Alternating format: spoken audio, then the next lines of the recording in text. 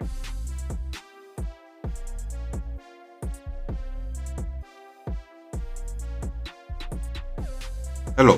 welcome to the Reframing Mindset podcast. We are clear my head of the thoughts that are preventing clarity to practice my speech, among other things.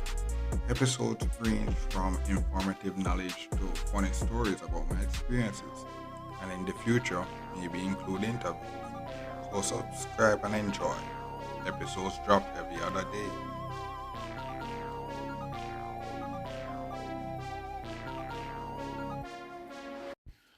Okay, so welcome back to Reframe Mindset Podcast. My name is Colin Smith Brooks, and I think this episode is a pretty important episode for me, because I started this podcast as a way to kind of, as I said, talk about some things on my mind to kind of clear my head and get myself into the right mindset. Hence the name Reframe Mindset Podcast. And that it has been a very therapeutic experience as it allows me to express myself, get some things that are on my mind, off my mind, so that I'm in a better place to kind of make better decisions about myself and stuff like that. And I think this story is a very important story for me, for my growth, because it's one of those stories that up to this day I still try to deny it. Still try to deny it because yeah, it's one of those the most embarrassing stories. But I think the story I have to kind of embrace the L. I have to embrace it in order to really push forward. Because boy, I ain't like if I think if I keep this story, it's going to keep on hindering me. So this story now is basically the first time. It's about the first time I ever get finished by a girl. Yeah. So to start the story, we have to really again, go back to primary school. But this time, some more information. So around this time now, I'm in grade 1.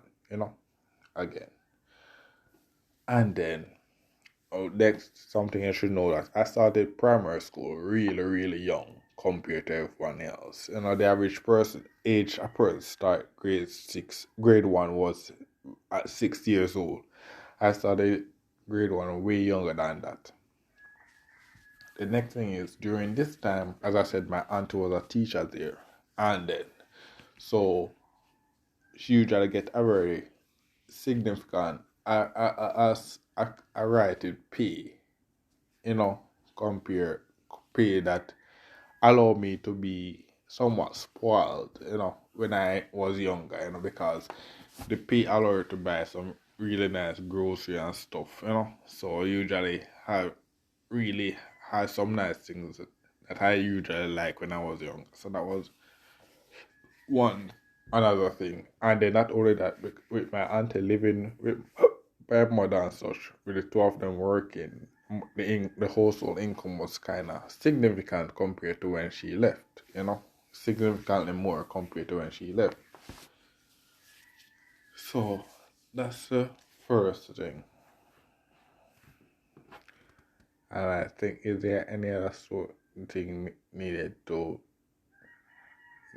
And the next thing is, yes, because I was so spoiled that I, have this blessed family. Our greatest blessing.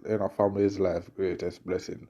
So because of this family, some things like how a male would want female validation to kind of validate validate their status as, or to say, okay, I have this girl, so that I'm a high value person or something like that. Because of the family I was in and stuff like that. Something like that wasn't really important to me, because regardless if I was liked or not liked or something like that, I always have my auntie that would just carry me home. I could have TV I could watch, and stuff like that. So that stuff like that never really mattered to me. So, things like getting a girlfriend or something like that wasn't something that would come to me. So Boom. So with that being said, so in grade one now, you have this girl, This girl, she was the popular girl, the stereotypical popular girl. And we were friends and are really close friends because we had a similar common thing among the both of us. That I won't mention. Yeah, but this common thing is kinda one of the things that kinda make us close and thing. And we were pretty close, good friends and stuff like that. And because of that close friendship and stuff like that, I my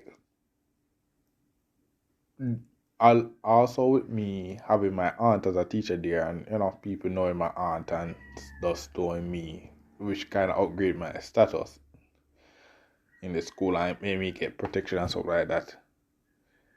Knowing having her as a friend in grade one kind of increased my status like in grade one, because in grade one it never really mattered that much that my auntie went to the school. The only time it mattered was because if I give any trouble or stuff like that, they had this, okay, I can tell the auntie. That was the thing that they had over me when I was in grade one with the auntie situation. But at the time that it never really increased my status, not like that. It just that I was a pretty kind person in school and a pretty kind person when I was younger and stuff like that.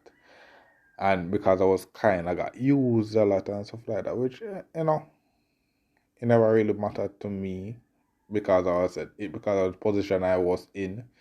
But it is one of those things where when you're in a worse situation, like when you're in a worse situation and stuff like that than me.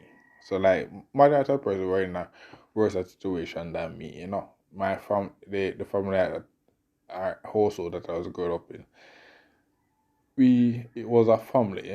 We help each other. But majority of the people that come from a kind of sort of broken family or something like that, which I technically was from that as well, but that never really hindered us. That never really hindered us from progress, and that was one of the advantage that I had. So basically now, because of that now, because I showed the I had a somewhat kind of like a richer vibes, like people wouldn't have it seem like, oh, I'm richer than them or something like that. But it never really came off like said, okay, because I'm richer than you, I'm better than you or something like that. So, we're our friends and equal and stuff like that, but people don't know. But associating with me would know that, okay, it seems like you have more money and stuff like the others. So that was one of the things they usually, guilt trip me into, giving them money and stuff like that. So back to the story now. So boom. So usually there's a vendor at the school now. And this vendor usually sells the sweetie and stuff like that for $20. And I usually get enough money that I would have. So after I buy lunch, because I never have to pay fare because I'm going home, my auntie carries me home and stuff like that. So I usually get money to buy lunch, and I would have $40 to $20, so I could buy something for $20, buy the sweetie for $20, and then I would have the extra $20, which I could do with anything else.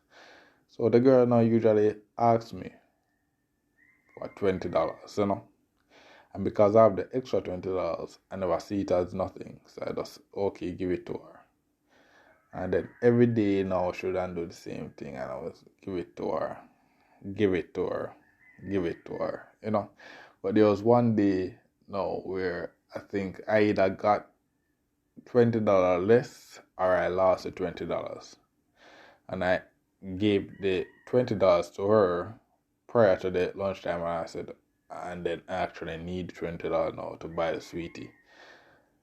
I never have it.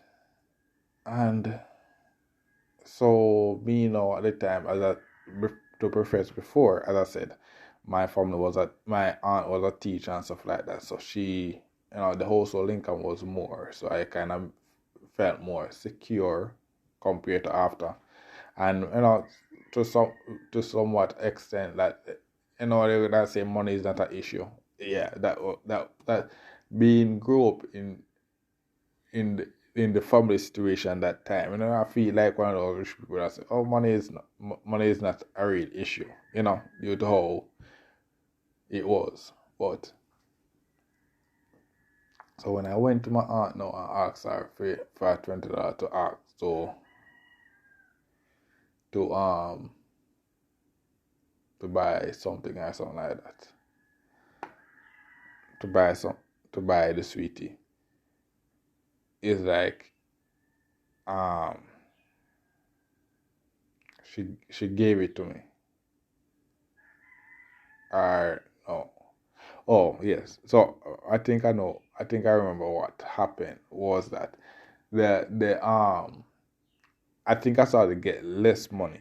I think that's what happened. I started to get less money. So boom, I started to get less money. So the $20 I needed, I either had to give it to her or buy the sweetie. But at that time, I never really care. I never really the sweetie to me never really cared, but she would have asked her. So I would just give it to her. And then one day I tried to say, okay. I, when my auntie usually give it to me lunchtime, she gave it to me lunchtime multiple days, so that I could buy the sweetie. And then one day she asked, yo, may I give you enough lunch money? Why you always ask me $20? And then I said, and then me never want answer, and then she take, come to me serious, and then eventually come out and say, okay, may I give this girl $20 something like that, and she said, oh, and then boom, she grew on at the grade 1 class. She grew on to the grade 1 class, and then she said, okay, you took $20 from my nephew, and said no, she give me, but say okay, give it to him back, and then she have to give it to me back, and then that was the worst thing, because I never, yes, after she got no, boom, because as I said before, she was a popular person, she was a popular person in the class. The girl turned the whole class against me, the whole class, none of them, no one grade one never that talk to me, you see me, and to go back before what I said, all people that, the average person, the average male or something like that would want a female to validate them or something like that.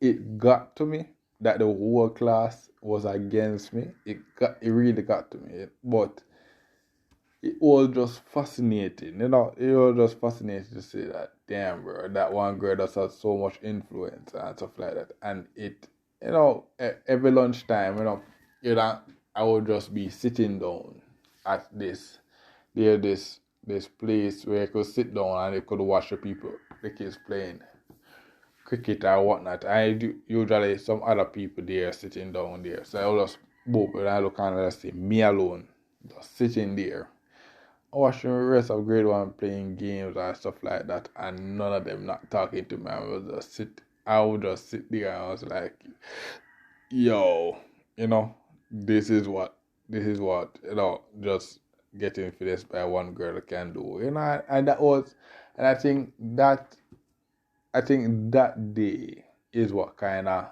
changed and made me approach. It never really affected me that much, in that, to me, I never really care. I never really care.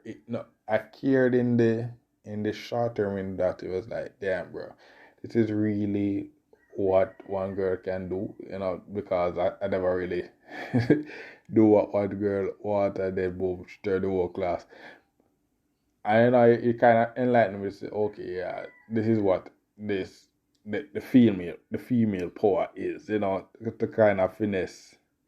When I have the average female has power of over so much male, because that was the main thing wasn't really the girl that the girls that stopped talking to me. It was the boys also, because I was more friend with the boys more than the girls, than the girls in the class.